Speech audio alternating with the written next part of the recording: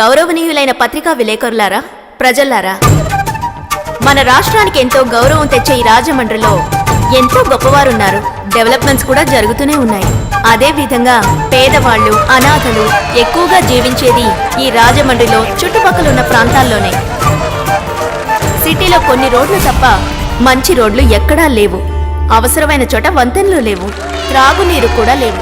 ఇక్కడున్న గవర్నమెంట్ హాస్పిటల్లో ప్రసవించిన మహిళలు ఇక్కడున్న ప్లాట్ఫామ్స్ మీద టాయిలెట్స్ పక్కన పడుకుంటున్నారు. కొన్ని స్కూల్స్ లో క్లాస్ రూమ్సే లేకుండా పిల్లలు చదువుకుంటున్నారు. దీనికంతా కారణం ఏమిటంటే మనకి కావాల్సినంత ఫైనాన్స్ అందకపోవడం వల్లనే. ఇలాంటి పరిస్థితుల్లో గవర్నమెంట్ దగ్గర డబ్బులు లేవని తన ఇంట్లోంచి తన సొంత డబ్బు తీసుకొచ్చి ఈ ఊరికి సహాయం చేయడం కోసం మన రాష్ట్రంలోనే గొప్ప ధనవంతులు కృష్ణమూర్తి గారు మన కోసం ముందుకొచ్చారు. ఇప్పుడు కృష్ణమూర్తి గారిని వేదిక మీదికి రావాల్సిందిగా ఆహ్వానిస్తున్నాను.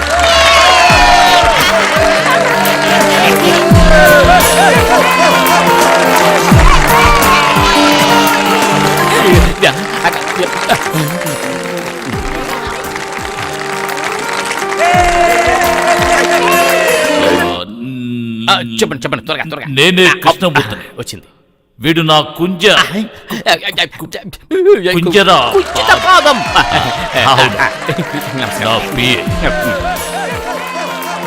చిన్నతనం నుంచి నాకు నత్తుంది.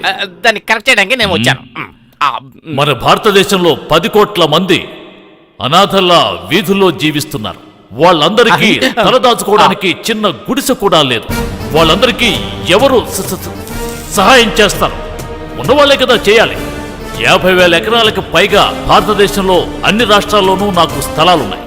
అది మాత్రమేనా, లిక్కర్ వ్యాపారం, chit funds, shaving saloon, share markets, race కోర్సులు, టెక్స్టైల్స్, జ్యువెలరీ, అవే కాకుండా ఎన్నో గార్మెంట్స్ ఎక్స్పోర్ట్స్ అన్ని ఉన్నాయి. ఇవన్నీ నేను మీకు ఎందుకు చెప్తున్నానంటే, నాకెందుకింత డబ్బు, ఎందుకింత భూమి, జానుడు పొట్టకి ఇంత అక్కర్లేదు కదా. నాకంటూ ఉన్నది ఒక్కగానొక్క కూతురు మాత్రమే. మేమిద్దరము బతకడానికి ఇంత డబ్బు అవసరం లేదు కదా. నా దగ్గర దాదాపుగా 2,300 కోట్ల రూపాయల విలువ చేసే ఆస్తులున్నాయి. అందులోంచి 1,800 కోట్ల రూపాయలు మన రాష్ట్రానికి ఇచ్చేయాలని నిర్ణయించుకున్నాను.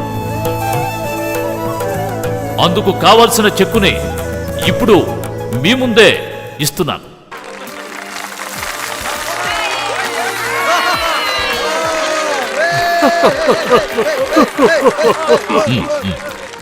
మరొక ముఖ్యమైన విషయం కలెక్టర్ గారు, ఈ డబ్బు కేవలం పేదవాళ్లకు మాత్రమే చెందాలి.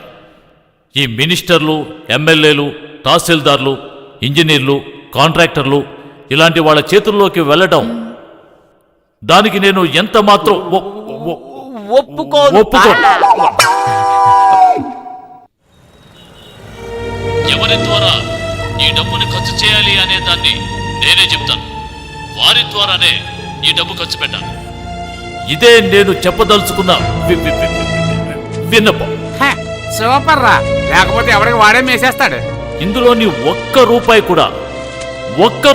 కూడా బ్లాక్ మనీ కాదు. అంతా సూపర్ ట్యాక్స్ కట్టిన వైట్ మనీ. కృష్ణమూర్తి గారు, వైట్ మనీ అయినా బ్లాక్ మనీ అయినా మీరు ఇచ్చిన చెక్ క్యాష్ అయితే అంతే చాలు. సార్, సూపర్ ట్యాక్స్ కట్టే గొప్ప వాళ్ళందరూ మీలాగా ముందుకు రావాలంటారా? ఆ విషయం మనమెలా చెప్పగలమండి? నాకు ఇవ్వాలనిపించింది, ఇచ్చేశాను. కానీ ఒకటి, నాకంటే బాగా డబ్బున్న వాళ్ళు ఎంతో మంది ఉన్నారు. వాళ్ళు కూడా నాలాగే అవసరమైనంత ఉంచుకుని మిగతాది ఇచ్చేశారంటే ఇండియా మొత్తం బడ్జెట్ కంటే కూడా ఎక్కువ డబ్బు మన ఒక్క స్టేట్ నుంచే వస్తుంది. అప్పుడు ఇండియా అభివృద్ధి అపరిమితంగా ఉంటుంది.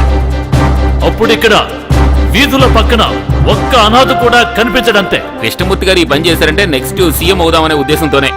సీఎం అవ్వాలని కాదు, పిఎం, ప్రైమ్ మినిస్టర్. ఇప్పుడు ఇండియాలో అందరూ ఇదే మాట్లాడుకుంటున్నారు.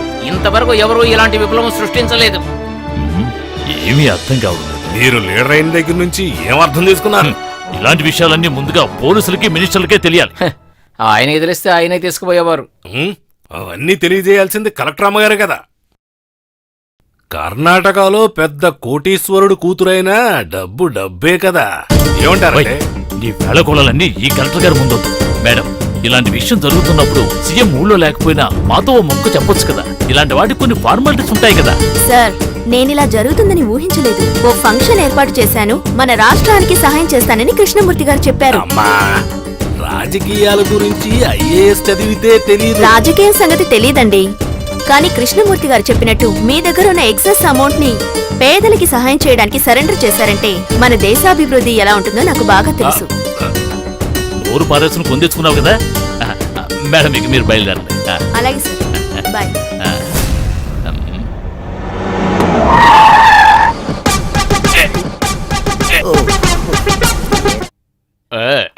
అయ్యో చెయ్యి చెయ్యి అయ్యో అయ్యో, చెయ్యి చెయ్యి చెయ్యి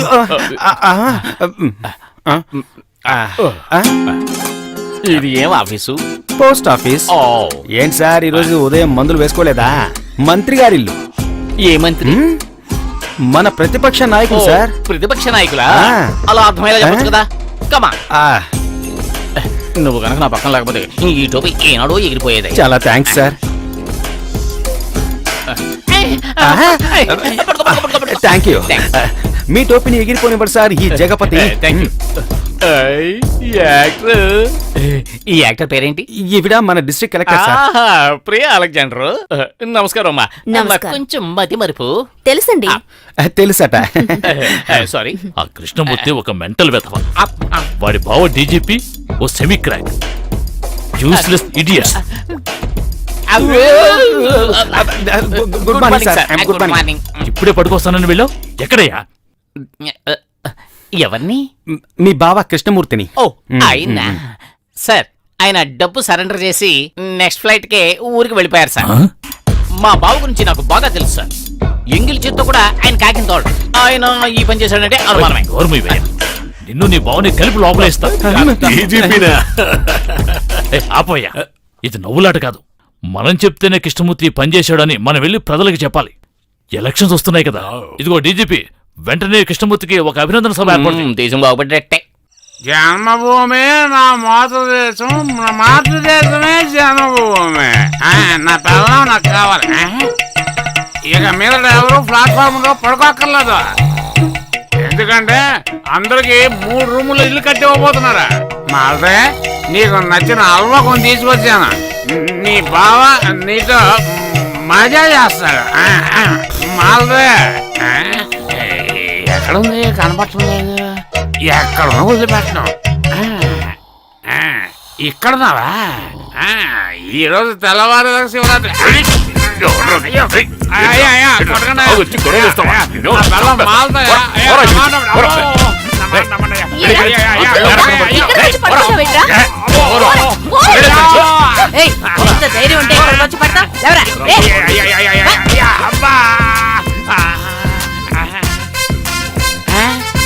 పసుపు రంగు చీర అయితే ఇదే నా మాల్తే.